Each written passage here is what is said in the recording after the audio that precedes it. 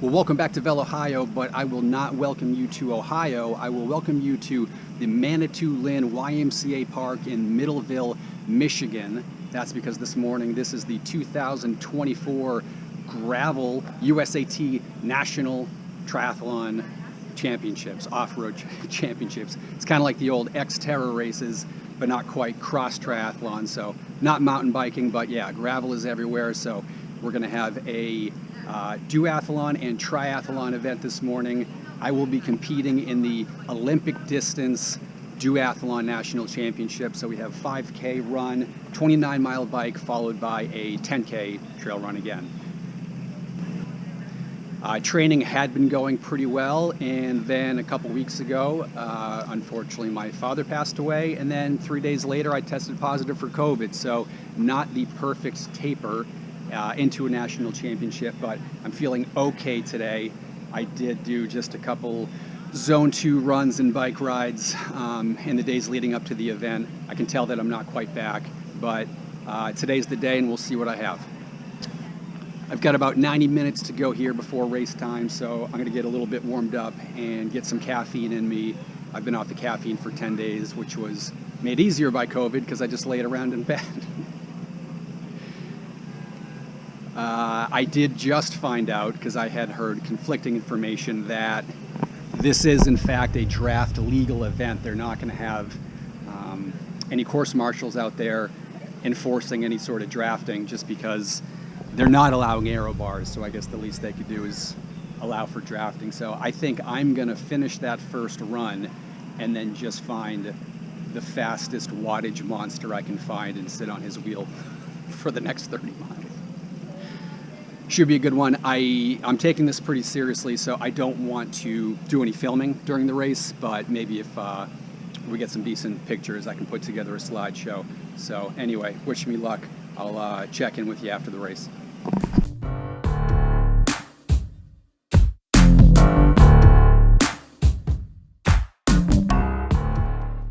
For the duathletes, once again, all duathletes 5 minutes. Oh, I got about 20 minutes here.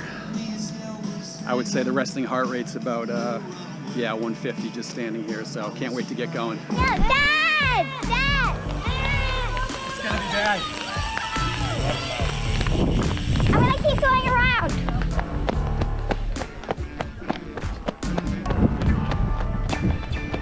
Is that Dad? Yep.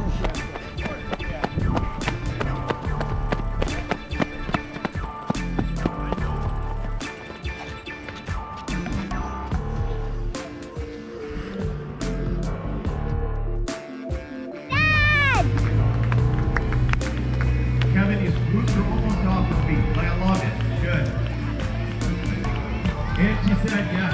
Okay. And we're celebrating today. We have some cause the mouth on us. That's all we have.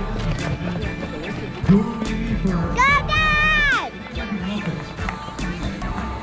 John.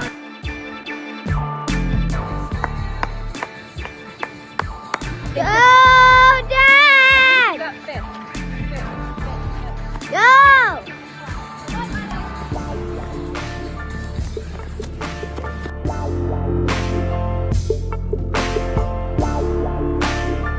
Again, oh wait!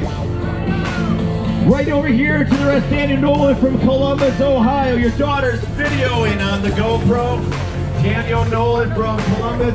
Hey,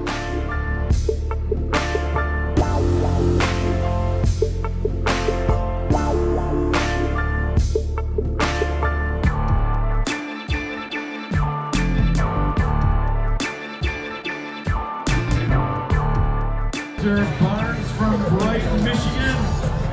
I wonder, are your kids here, Walter? They were, well, they were together for Brighton and Brighton mountain biking. I thought maybe part of your playing from Brighton. What's up, buddy? Well, I guess we're going in line. Yeah, let's go get in line. See if we can pick up some hardware. Okay. Hello! And there's Zoe. There's the basketball court. And I guess we're going. We'll see ya.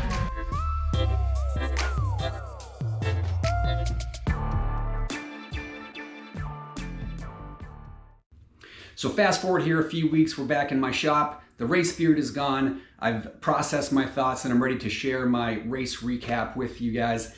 First and foremost, I would like to thank all the organizers because they put on a top-notch event, and it was certainly deserving of that USA Triathlon National Championship designation. I would encourage any of you guys to go check out that race venue. I would recommend it. Pretty funny moment there early on in transition, just getting set up with my equipment next to the other riders.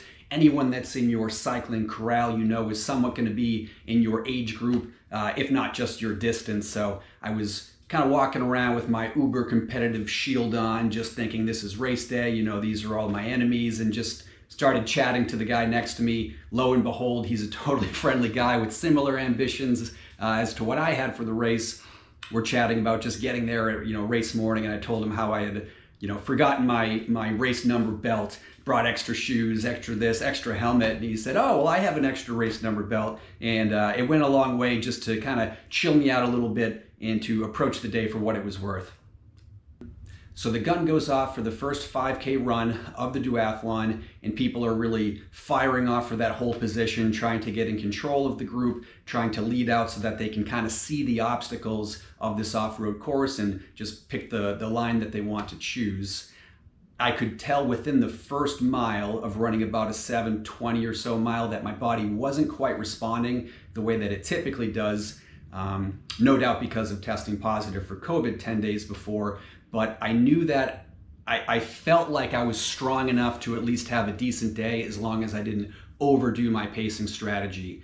There were about 7 people ahead of me, you know, 2 miles into that 5K effort, and I thought if I can just kind of hold steady here, there's a chance that I'm going to be able to bridge up on the first sections of paved bike course, maybe catch that group, sit in a little bit, conserve my energy, and then make some sort of final move in the last 10K run.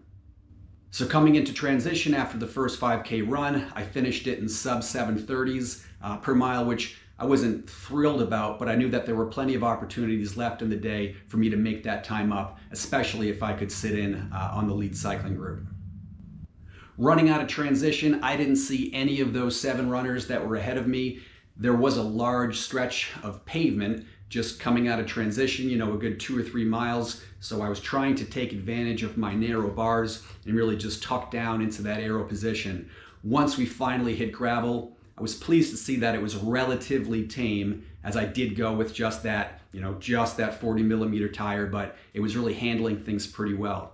There were police officers set up at all the intersections so that you could really just blast through with reckless abandon, which came to bite me in the butt because about 6 miles in, I went over this intersection, and then that went right into a section of really washboard type gravel where there was just a boneyard of water bottles. So kind of hitting these whoopties at high speed, you know, and it's really rattling the bike. I ejected both of my Aero water bottles. So again, that marginal gain's right out the window if you can't maintain the grip on the water bottle. I had a moment of panic thinking, should I just continue? Am I willing to give up this time to turn back around and get the bottles? But I had yet to actually see any aid stations, and then I was confused. Are there any aid stations here on the bike course? I hadn't planned on picking up any nutrition, but if there are in fact no aid stations available, I'm really gonna need those 2 bottles. So quick 180, turn back around, pick up both the bottles. I find that one of the caps had come off, so now I'm down to 50% of my nutrition. Instead of having 2 500ml bottles, I now have 1 with about 70 grams of carbs in it instead of 140 like I had planned on. But I was happy to at least have had that because as it turned out, there were no aid stations on the entirety of the bike course. Maybe mile 8 or so, I do pick up one of the riders, one of the runners that was ahead of me. And then a couple miles on from him, I did pass the other rider who had given me his race belt in transition. So we were chatting, joking around a little bit about where the tough section was going to be because they told us, you better look out for this road. It's going to be total carnage. You know, and we were underwhelmed so far just with the conditions that it really was pretty rideable and we hadn't seen anything that we couldn't manage.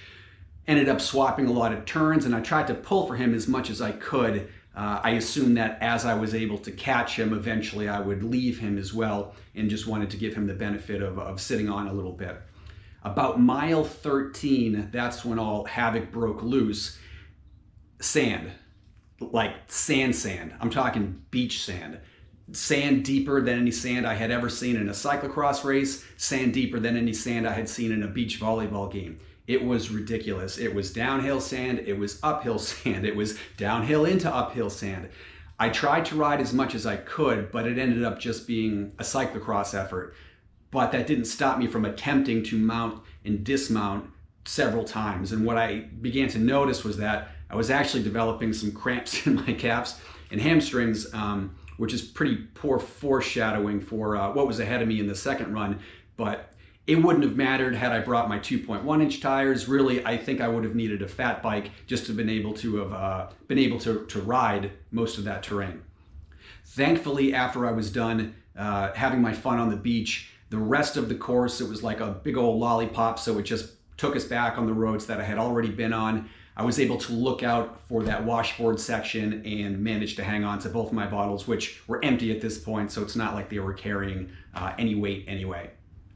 Coming into T2, I had to be very careful hopping off the bike because previous experience has told me that if I just cyclocross, dismount, and try to run off that bike right away, those little cramped gremlins can drag me right down to the ground, and I needed to avoid that. Running the bike back into transition actually felt pretty perilous because I could tell that my running legs were not quite underneath me yet, and I needed to prevent some sort of cramp explosion as I headed out into the second run. I was still really on the lookout for any kind of nutrition, and I did just have a water bottle stashed in transition that I had been sipping on a little bit before the race. So I threw that down and headed out for the second run. The second run was all about damage control. I just had to prevent my legs from totally seizing up. It was the type of panic situation with my legs that I had never encountered before, but basically I could not run any faster and I could not run any slower.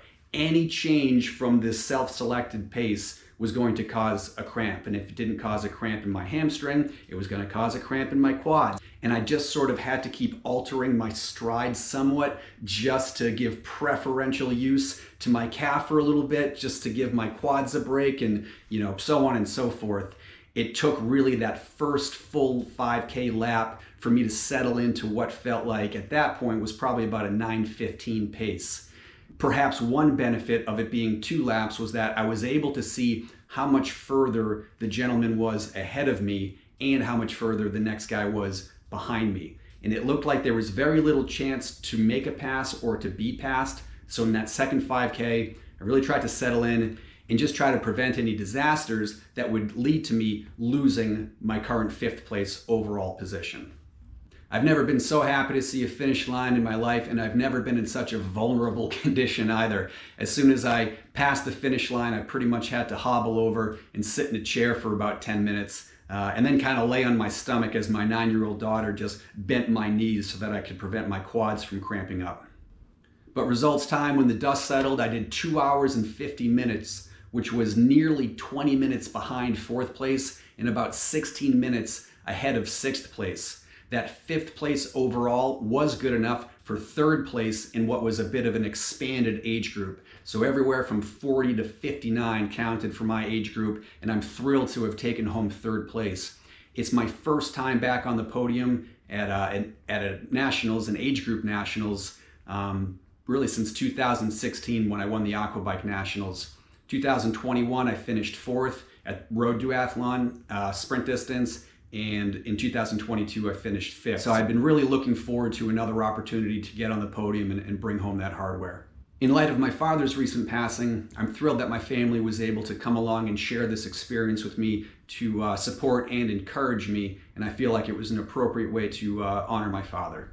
I'm also happy that even though I tested positive for COVID so close to the race, I'm just thankful that my body was willing to allow me to put in a deep effort. And perhaps with the gap that I had in front and behind me, it didn't really matter whether I approached this race at 100% or maybe the 80% that I was at. So thank you guys for checking out the video series. I know it was a brief one, but I did kind of dig into the weeds as far as tire and wheel selection and handlebar choice and all that. And I'm just happy that it resulted in a podium finish for me. Stick around for some more videos. You might have noticed I have a new piece of hardware behind me, and I've got some big plans for this bike.